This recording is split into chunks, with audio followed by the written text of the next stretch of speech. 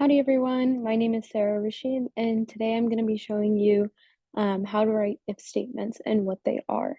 So first, what we already have here is a file named YouTube channel.java, and I've already started with the class, the main method, and then I've already printed a statement.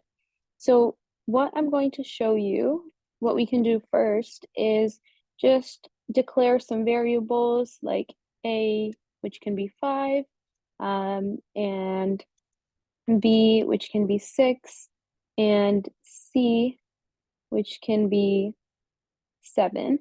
And notice they have the yellow squiggly under it because we haven't used them yet. And what else we can do is create a sum variable, and we can just add them together. So we can say a plus b plus c. Now, let's say you were doing this in a more complicated area and you wanted to see if a plus b plus c was greater than a certain number or less than a certain number, and according to what the answer was, you wanted to do something or tell the user something. So you could also incorporate this if you are asking the user for something. So an example would be with this, an if statement is what we could use. So if is what we type, and you can hit enter, and it will say condition right here. So here in the parentheses, the condition is what should happen so that the true statement runs. And what that means is this could be something like a is greater than 5, or a is equal to 5. Now a is equal to 5, so that would be true, and what we put in the true statement would run. But let's say here we want to do sum, so that's sum of these three numbers, which if you'll notice, it should be 18. So let's say sum is greater than 20. If we say sum is greater than 20, we know it's not, but let's just say that. We can output sum is too big. We can just say that for now. Now, what else we can do? So this statement would only run if the sum is greater than 20. Now, let's say the sum is less than 20. So if the sum is 20 or less, then the else statement runs. When we type else and hit enter, we can create our brackets. The else statement is the false portion of the if statement.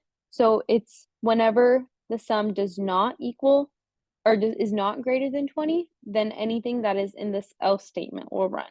So let's just say sum is too small. Let's say that would be our output.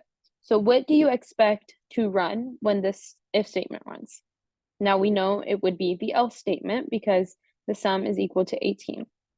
And here it says the sum is greater than 20 for this statement to run. But if sum is less than 20, then this statement will run. So let's show that. Let's save this and go to our terminal. We already have our file here, our terminal ready. So let's just scroll up and compile it, and then we can run it. So as you see here, like we said, sum is too small because currently we have it set to where this else statement runs if the sum is less than or equal to 20, which it is.